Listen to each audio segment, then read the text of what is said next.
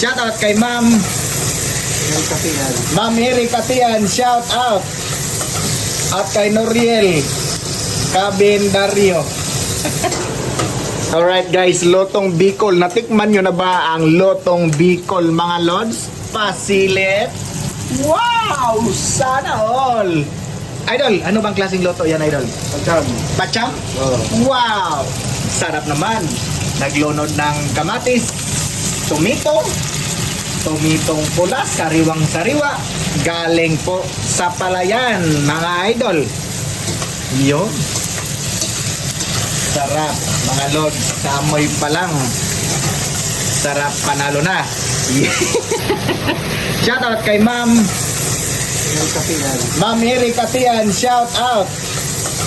At kay Noriel Cabendario. Sarap.